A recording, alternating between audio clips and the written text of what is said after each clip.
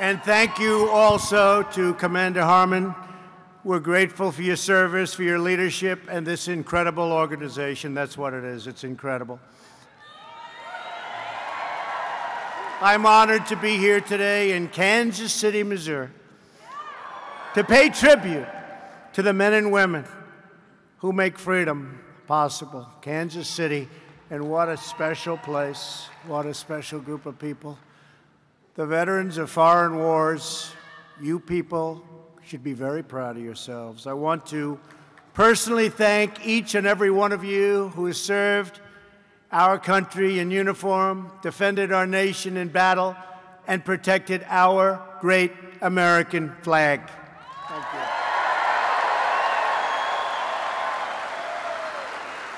I also want to recognize a great Kansas City legend who I met today at the plane, somebody that I've been a fan of for a long time, a member of the Baseball Hall of Fame, George Brett of the Kansas City Royals. Where's George? He's around here someplace. I said, George, how many years? 20. What was your batting average? 305. I said, that's pretty good, 305 for 20 years. Special guy. I want to thank a true patriot, your executive director, Bob Wallace, along with your outstanding National Auxiliary, President Dee Gilroy. Thank you, Dee. Thank you. And congratulations to VFW's incoming leadership, B.J. Lawrence and Sandy Kriebel. Where are they? Great. Great. Congratulations. We're also joined by our brand new VA Secretary, Robert Wilkie. He's going to be fantastic, who was just confirmed by the Senate last night with an overwhelming vote. The only ones actually that voted against him were all of the people, super lefts, that are running against me in 2.5 years. Every one of them. If you want to know who's running, just take a look at Wilkie's score, because every single one of them, there'll be probably quite a few more, but in the Senate, that was it. But what a great vote, and he's going to do a fantastic job. There's been nothing more important to me. Thank you. Thank you, Bob. I also want to thank our acting VA Secretary, Peter O'Rourke, for doing such a fantastic job in the meantime, holding down the fort until Wilkie got approved.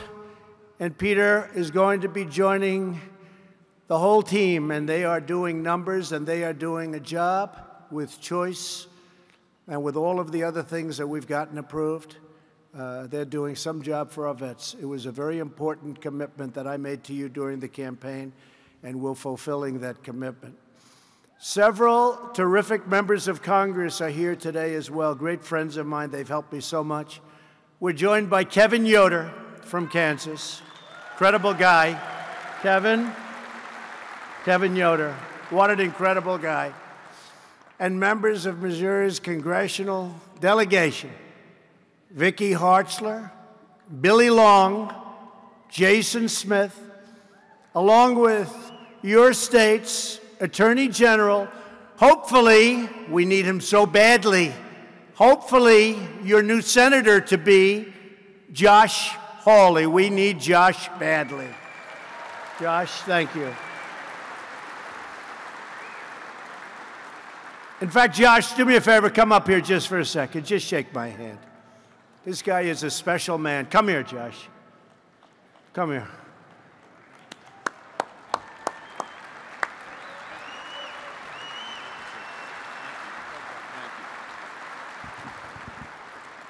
Well, it's an incredible honor to be here today. Thanks to all of you for your service and what you mean to this country. But how about the leadership of President Donald Trump? What do you think?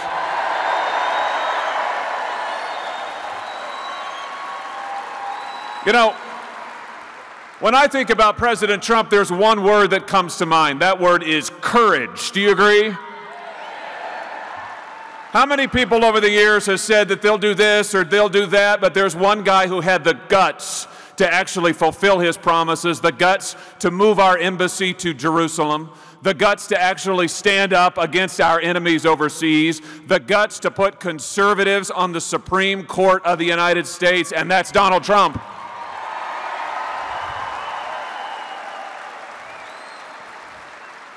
You know, the president always says we're at a turning point moment as a country. It's a critical time for our country, and he's providing the leadership that this country needs as we lead the world into this new century. And now I tell you what, I think he needs reinforcements in Washington, D.C. Do you agree with that? So let's do this. Let's show our appreciation again for President Trump and the leadership that he is giving to this country, and let's redouble our efforts and recommit ourselves to standing together, working hard, and making America great again.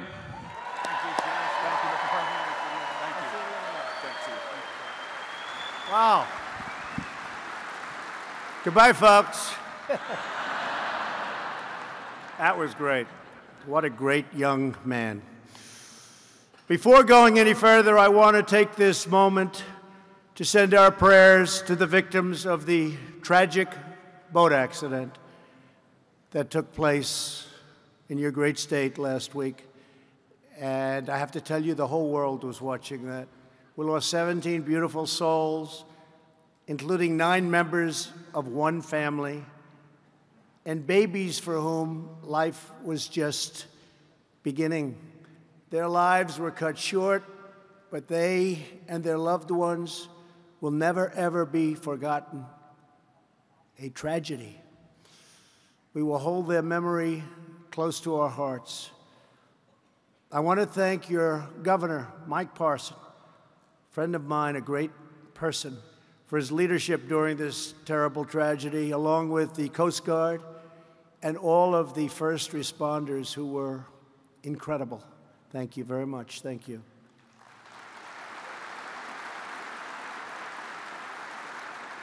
Next year will mark the 120th anniversary of the Veterans of Foreign Wars, the oldest major veterans organization in our country. That's pretty good, right?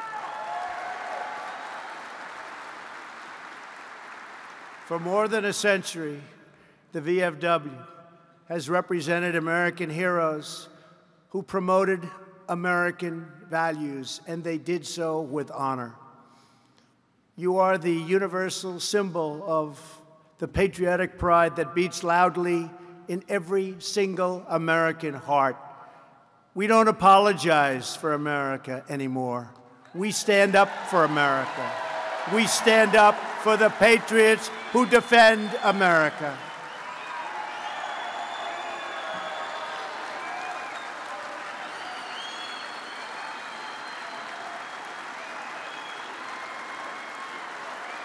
And we stand up for our national anthem.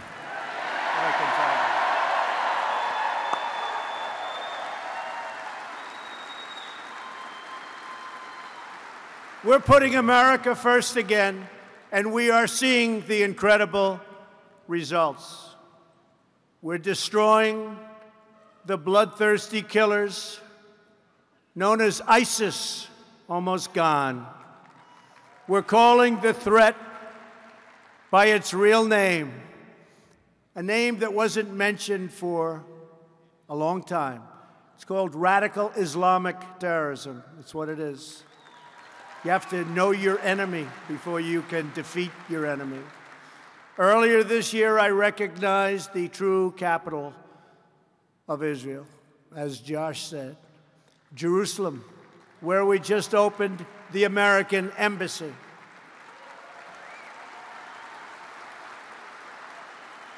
They thought it would never be named, and after it was named, they thought it would never get built. And I built it within 4 months. How about that one? You know that story. 4 months. They came to my office. They had a document to be signed, $1 billion for the embassy. I said, $1 billion? They didn't have a site. They didn't know anything. And our great ambassador to Israel called, David Friedman, who's a very successful lawyer in New York City, one of the most. And he said, you know, we could do it a lot faster. We have a great site. We have a building already on the site. We could renovate the building quickly, and we could open the embassy if you'd like to do that, sir. I said, how much would it cost? He said, $150,000. I said, what? What? He said, I think we can do it in 4 months. So we're talking about $1 billion, maybe in 20 years, maybe never, probably never happens, right? We know what goes on.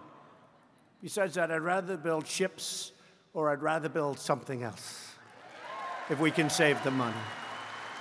We can save that money. Let's use it wisely. So I said, David, let's not do 150. Let's do like, how about 400,000 and make it nicer. And it's beautiful. It just opened and it is beautiful. So we're many years ahead of schedule. And I understand, frankly, every president for the last many presidents has said, we're going to open our embassy in Jerusalem. And then they never did it. They all failed. They never did it. And I understand why, because when it came time and when people were hearing rumors about it, I was inundated from calls of every leader from all over the world, imploring me, even demanding that we not do it, to a point where I never took their calls unless I called them back after I did it. You know, it's one of those jobs. Let me call it back.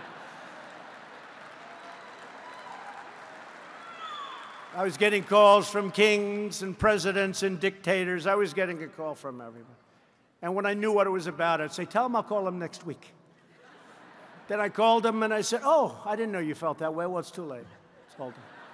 But I understand why they didn't do it, because there was tremendous pressure. We did it. We're proud of it. It's there. Enjoy it.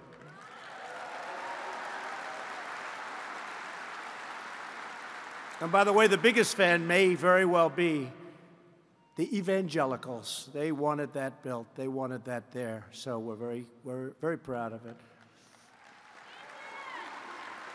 We've removed unnecessary restraints on our warfighters in Afghanistan. Those who risk their life and limb for our country, they deserve rules of engagement that give them the best opportunity to finally defeat the enemy.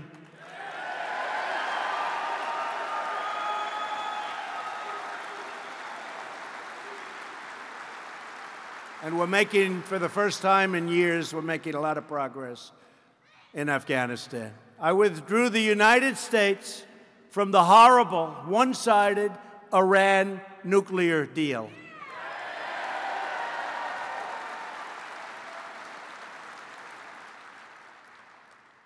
And Iran is not the same country anymore.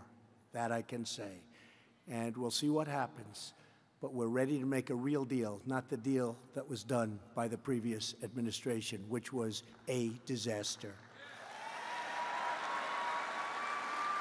We're also pursuing the denuclearization of North Korea and a new future of prosperity, security, and peace on the Korean Peninsula and all of Asia. New images just today show that North Korea has begun the process of dismantling a key missile site, and we appreciate that. We had a fantastic meeting with Chairman Kim, and it seems to be going very well. I know we're joined today by many incredible veterans of the Korean War. Thank you for your courageous service. As you may know, we're also working to bring back the remains of your brothers in arms who gave their lives in Korea, and I hope that very soon these fallen warriors will begin coming home to lay at rest in American soil. That's starting the process.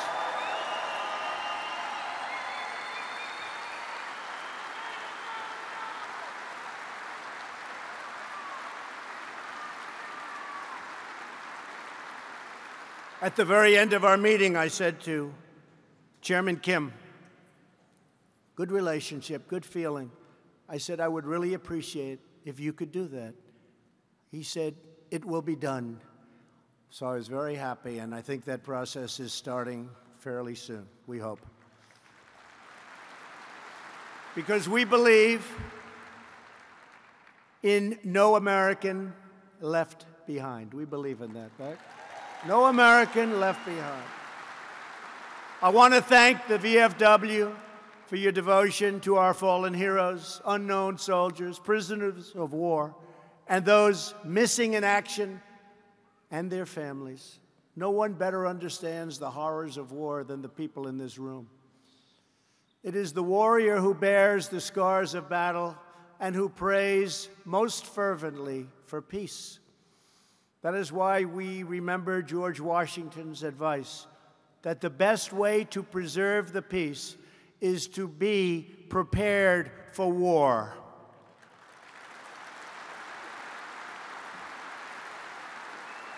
And that is exactly what we do all the time. My thinking is always on military and military strength. That is why I'm proud to report that we are now undertaking the greatest rebuilding of our United States military in its history. We have secured $700 billion for defense this year and $716 billion next year, approved.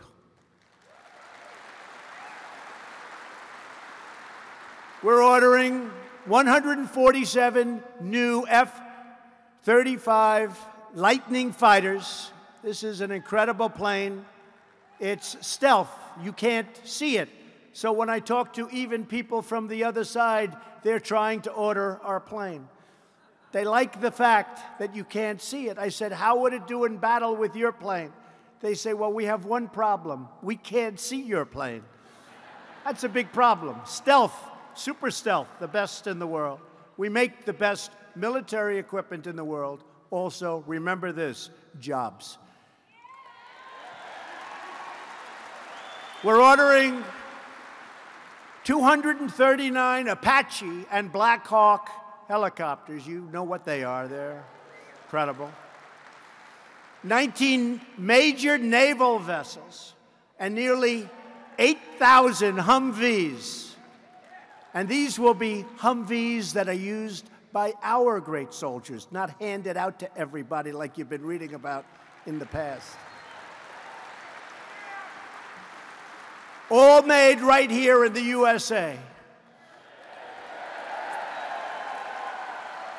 And we're adding nearly 30,000 new soldiers, sailors, airmen, and Marines.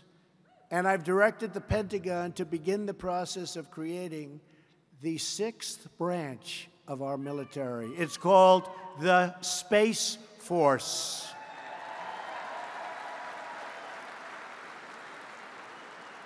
We are living in a different world, and we have to be able to adapt. And that's what it is. A lot of very important things are going to be taking place in space. And I just don't mean going up to the moon and going up to Mars, where we'll be going very soon. We'll be going to Mars very soon. But from a military standpoint, space is becoming every day more and more important. I'm also thrilled to say that we have secured for our military service members and their families the largest, you don't really want it. You're too patriotic for this. The largest pay raise in almost a decade. Largest pay raise. You don't want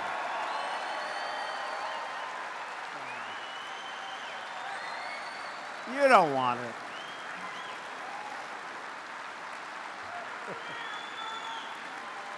Nah. Anybody willing to give it up for the sake of your country? Okay, keep it. You deserve it. You really do. It's been a long time since you've gotten a raise. You deserve it. My administration is committed to ensuring that our warfighters have the tools, the resources, the firepower that they need to defeat our enemies with overwhelming force. Hopefully, we will never have to use the kind of power that I'm building and helping to build for you. Hopefully, people will look at us and they'll say, let's pass. Let's pass. America is a peace-loving nation. We do not seek conflict, but if conflict is forced upon us, we will defend ourselves, and if we must, we will fight and we will do nothing but win.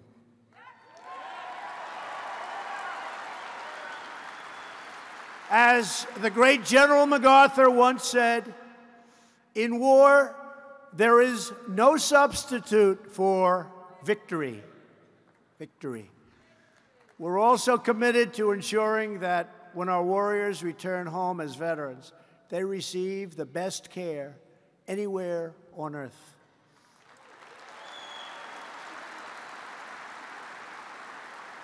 Since taking office and working alongside of the VFW, and by the way, your representatives have done an incredible job on helping us with the VA. Complicated subject, so many different things. They helped us so much because we put in legislation. I said, let's make sure it's legislation that's good and that works, not legislation that's obsolete before we even get it.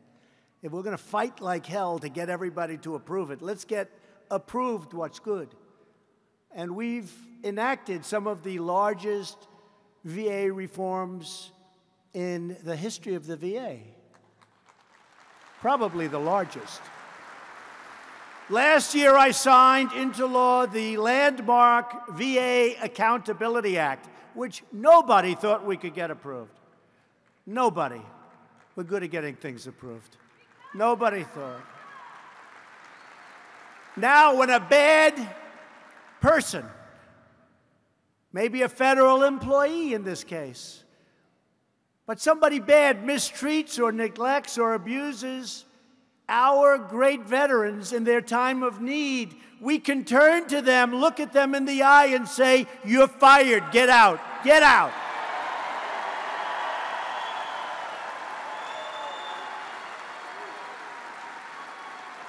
Before, there was nothing you could do. You had to live with these people. You've gotten rid of a lot of people over the last year. Only the bad ones. The good ones we cherish. We cherish the good ones. But we had some bad apples, and they're gone. As promised, we established the White House VA hotline, and every VA medical center now offers same-day emergency mental health care, something very important. We're greatly expanding telehealth and walk-in clinics so our veterans can get anywhere at any time. They can get what they need. They can learn about the problem, and they don't have to necessarily drive long distances and wait. We are also, it's been a very big success. We're also processing veteran disability claims more quickly than ever before, by far. The VA has implemented the decision-ready claims process where claims can be completed in under 2 weeks. We're striving for 1 day, but under 2 weeks. It used to be many, many months.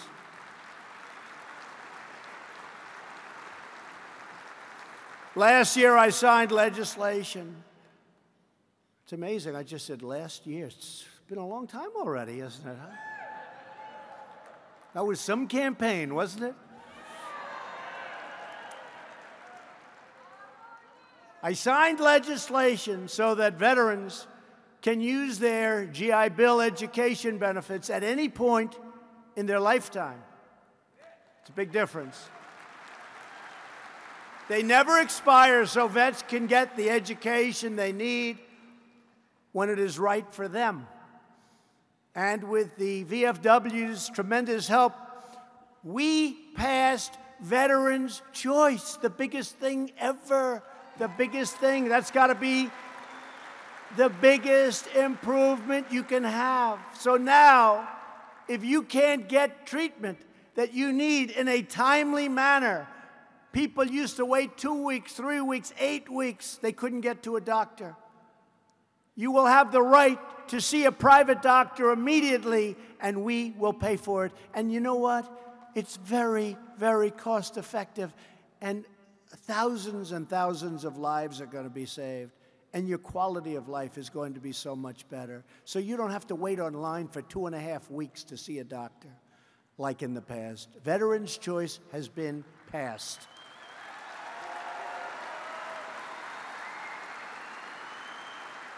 And my administration also understands that we cannot be a safe country if we are not a prosperous country. We have to think of ourselves. You have to see these trade deals I'm working on. They're a disaster.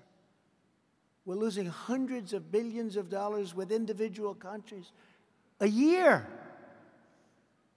And they're sticking. You got to stick it out. We got to fight it. Nobody else fought it. I went to some of the countries. I said, how did it get so imbalanced? They said, nobody ever called. They said, nobody ever called. They do whatever they wanted, and we just put up with it. Not any longer, folks. Not any longer. Making tremendous progress. They're all coming. They don't want to have those tariffs put on them. They're all coming to see us. And the farmers will be the biggest beneficiary. Watch.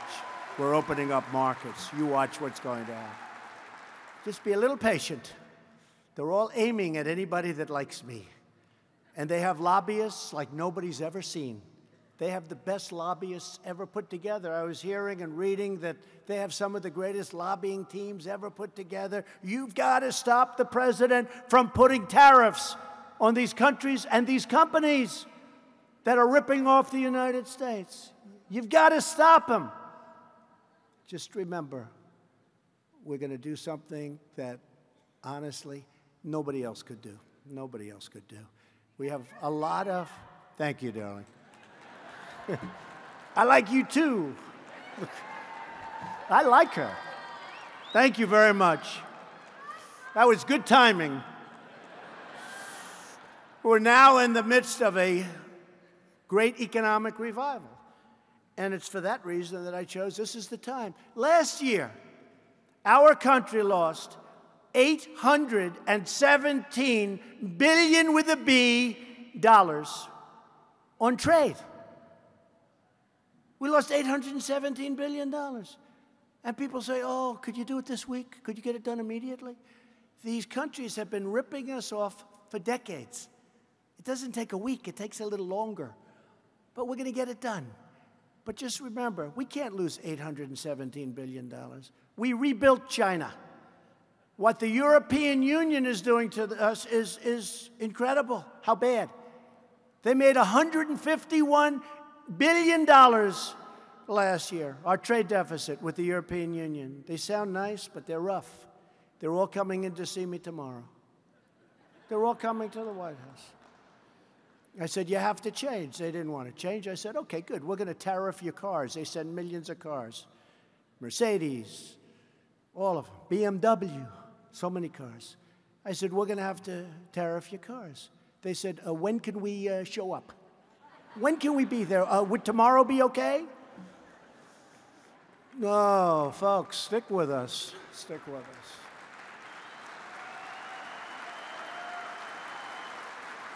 Amazing. But remember, they have the biggest, best, strongest lobbyists, and they're doing a number. Just stick with us. Don't believe the crap you see from these people, the fake news.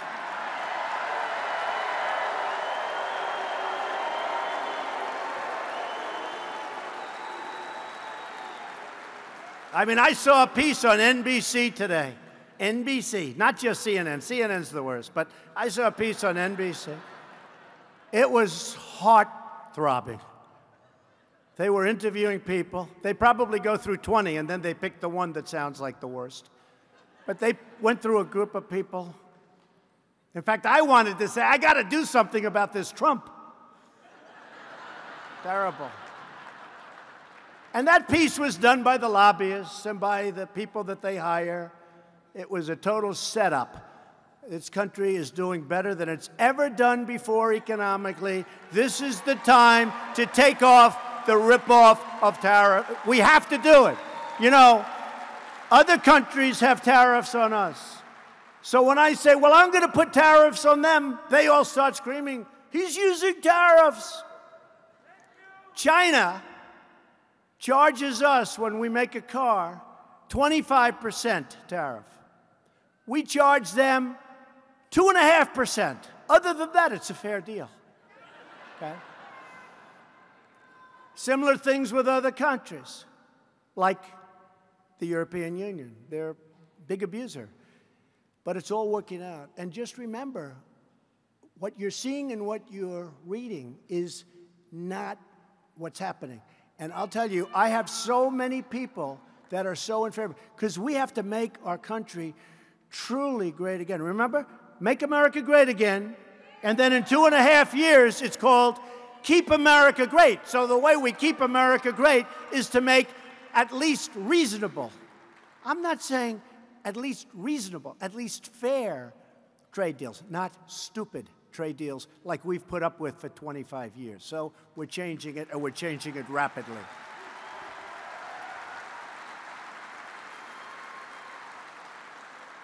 Over the last little more than a year and a half, we've created 3.7 million jobs since election.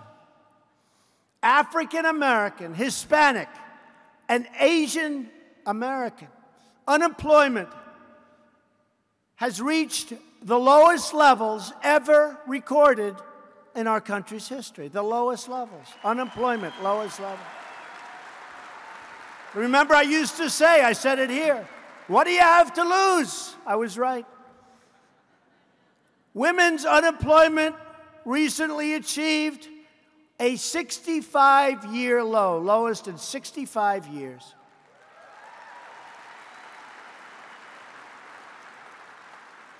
You'll like this one. Veterans' unemployment has fallen to the lowest level in almost 18 years. We're working to make it better, I'm sorry. You know, 18 years isn't so good when you hear history and 65 years. 18 years, and I'll guarantee within a month or 2 months that 18 will be even a much higher number. Take great care of our vets. Consumer, business, and manufacturing confidence has reached its all-time highs. Confidence is all-time high. We've cut a record number of job-killing regulations. No president, no matter how long they've been in office, even though we're only here for a short time, has cut anywhere near the regulations. And these are unnecessary. These are waste regulations. It would take 20 years to get approval to build a highway. We're trying to bring it down to 1 year. We have it down to about 2. We're trying to get it down to 1. And if it doesn't work, or if it's environmentally unsound, or there's something wrong, we're not going to approve it. But we're not going to take a process 20, 21 years and then raise your hand that it's not approved. We'll let you know in a period of a year or maybe 2. Right now it's at 2. We're trying to bring it down to 1. We passed the biggest tax cuts and reforms in American history, biggest in history.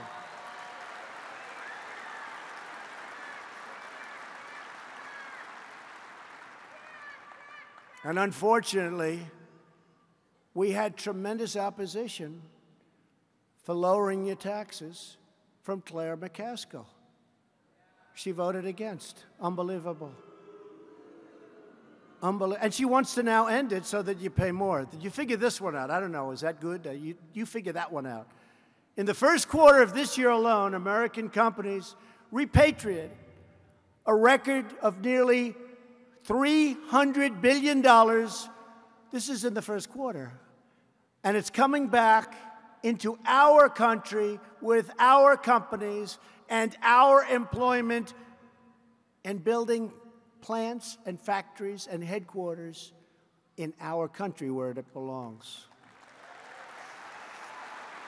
We think the number, and this is all because of our tax reform and tax cuts, we think the number will be close to $4 trillion coming back into our country. Money that would never have been seen by you or us or me. And just like I promised, we're confronting the unfair trade deals, and we are doing it like nobody's ever done because our workers have been cheated, our companies have been cheated, they've stolen our wealth, they brought it to other countries. As you know, I campaigned on that issue. It's very close to my heart. I understand that issue better than anybody. I don't like it when they close a factory in your state or a plant in your great state, and they move it to another country, and they make the product. They fire all of you. and they make the product and they send it back into our country to be sold tax-free. I don't like that. I don't like it. We're stopping it. We're stopping it. Because companies are moving back into our country like never before. You saw Chrysler announced, many are announcing. Japan's just announced 2 big companies are opening up in Michigan. We have a lot of companies coming back into our country. You haven't seen that for 25 years. You haven't seen it. And we need workers because our unemployment rate at 3.8% is so low. Now we're taking people off the rolls and we're training people, but we need workers. And that's why I want people coming in. You know, people don't say this, and they certainly don't report it, but I want people coming into our country, but I want them coming in based on merit. I want the merit system so they can help us. Merit. The forgotten men and women of our country are forgotten no more. The Democrats are trying to find out who are these people that came out to vote? Where did they come from? Remember that? Where did they come from? Now they know, but they're not going to the Democrats who are going so far left that nobody can believe it. They want open borders and crime's okay. We want strong borders and we want no crime. Other than that, we're very similar. Other than that, we're very similar. We also know that to be a strong nation, we have to have these strong borders. We cannot send our military to confront threats abroad, only to allow those same threats to cross our borders and to threaten us right here at home. We help other countries protect their borders, and we don't protect our own borders. How about that? We're fighting every day to secure our borders, and we're doing a great job.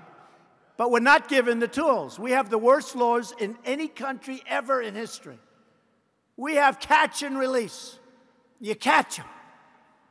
And now we say, give me a name. Oh, good. Come back in a couple of years, we'll take you to court. You're released. This is the policy of fools. Catch and release. You catch even a criminal. You catch a bad person. You release the person as soon as you catch them. We have to end it. Despite that, we're doing a great job. And ICE. Oh, ICE. Thank goodness for ICE. Because we have some of the worst drug dealers, terrorists, criminals, and MS-13 gang members. And we're either throwing them the hell in jail or throwing them out of our country, and ICE goes up there and they walk in like it's another day in the office. Thank goodness for ICE.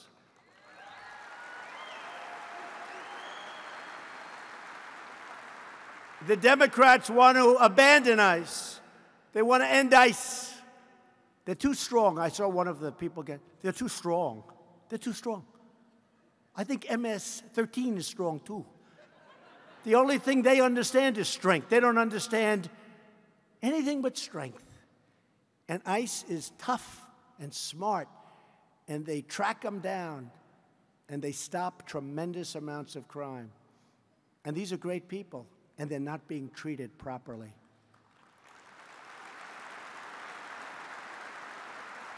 And the fact is, instead of supporting our ICE officers, many of these Democrat politicians who are really disciples of a very low IQ person, Maxine Waters, and perhaps even worse, Nancy Pelosi, they've launched vicious smears on the brave men and women who defend our communities.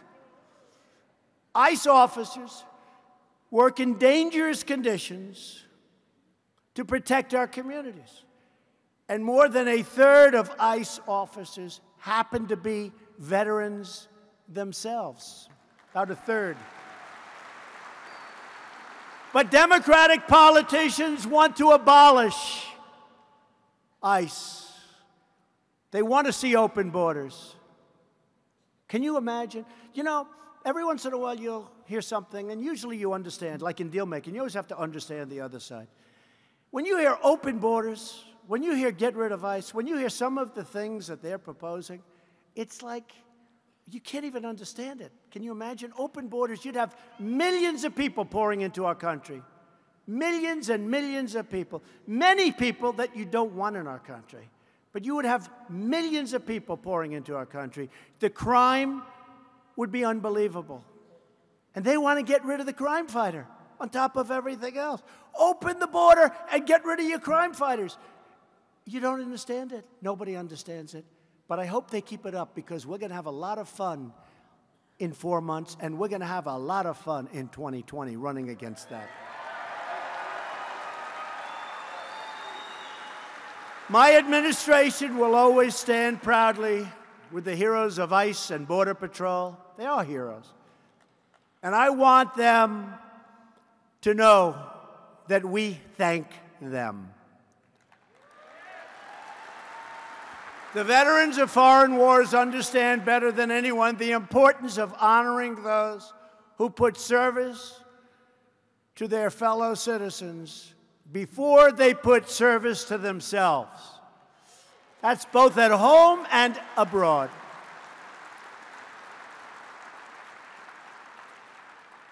Here with us today is an extraordinary man who embodies the highest ideals of loyalty, patriotism, and service. He is a World War II veteran from the great state of Pennsylvania. That's another one we won. We won you guys by 20 points, of course. I'm not going to bring that up. I'm not going to tell that to George Brett. 20 points. Many of you know him well. He's a lifetime member of the VFW. Sergeant Alan Jones. Where's Alan? Where's Alan? Sergeant.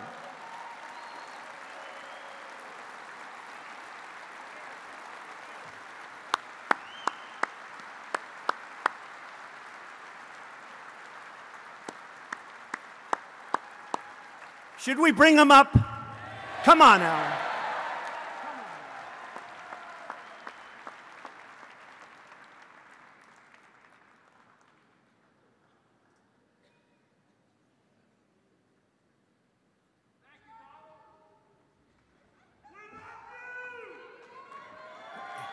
He's only 94, and the Secret Service made him walk about 100 yards out of his way, but that's okay.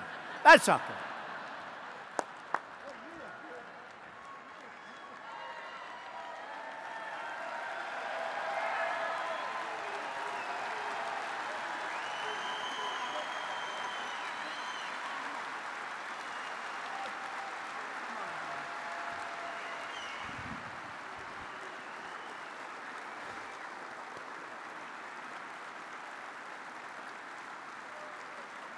I just thank you.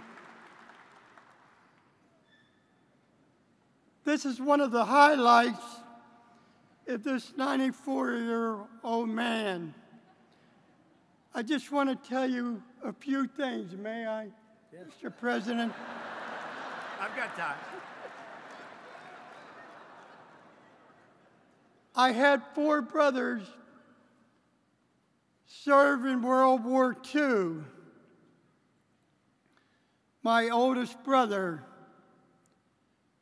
was lost off the coast of Italy. Many times I just wished that he could come back to the land of free and the home of brave again.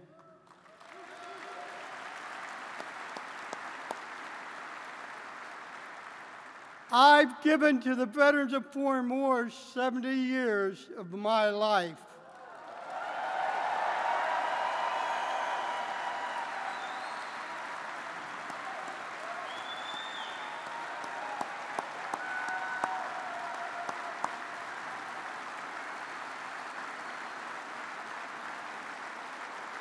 Thank you. My wife's with me today, but she's not here. She's not feeling well. and my children are watching me today, hopefully, to know that their dad got to stand beside the President of the United States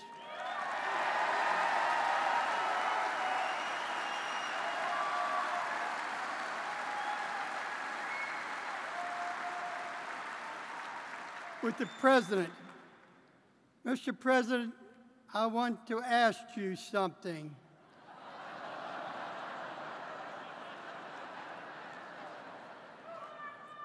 I've been told that I could never enter the Oval Office in Washington, D.C.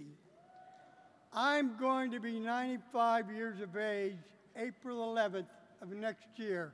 Hopefully, that you will allow me to bring my family into the Oval Office to meet you. Anytime you wish.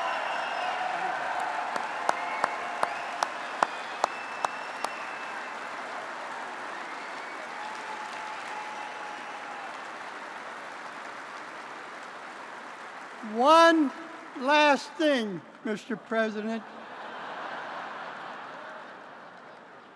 I want to tell you, Mr. President, this group knows not to give the mic to Alan Q. Jones when he's at a state convention or the national convention. I asked you to autograph this picture personally because this was taken to you, with you, when you were running for election as the President of the United States. Thank you. Beautiful. Wow. Thank you. Let me have that. Have a good one here, Ellen. That's so beautiful.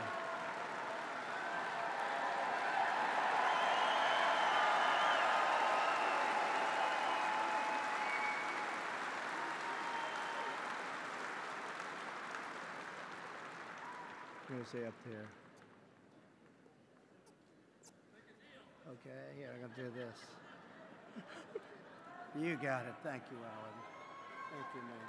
God bless you, Mr. President, and I wish you well in the future. Thank you, Jim.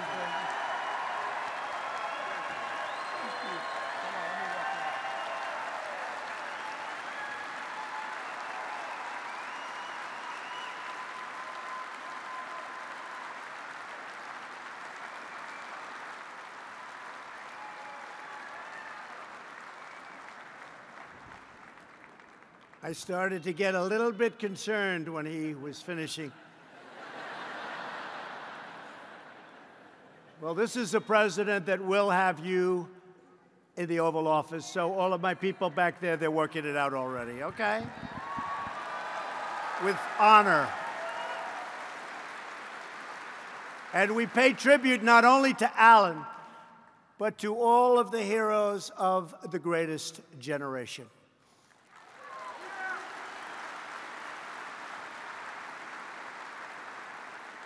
And I'd like to take this moment to recognize every World War II veteran in the audience today. Each of you is a national treasure. It's true.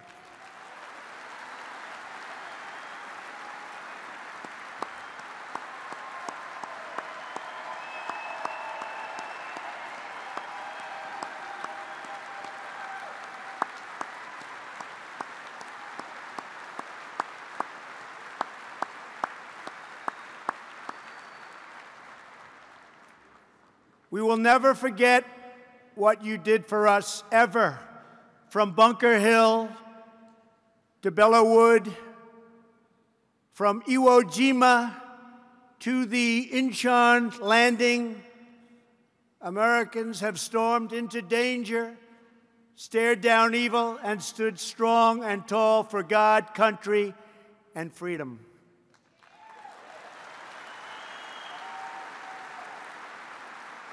Anytime we see an American in uniform from the Army, Navy, Marines, Air Force, or Coast Guard, our hearts swell with pride. And anywhere those uniforms appear, our enemies tremble with fear because they know There is no greater force for peace and justice than the United States military.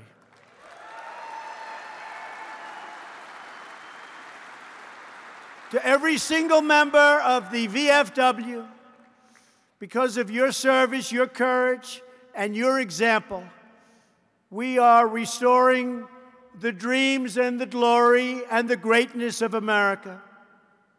We will never give in. We will never give up. And we will never stop fighting for our country, our flag, and our freedom.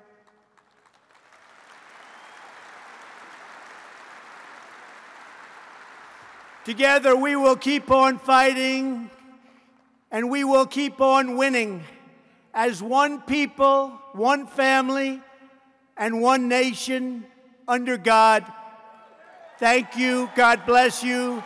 God bless our veterans, and God bless the United States of America. Thank you very much.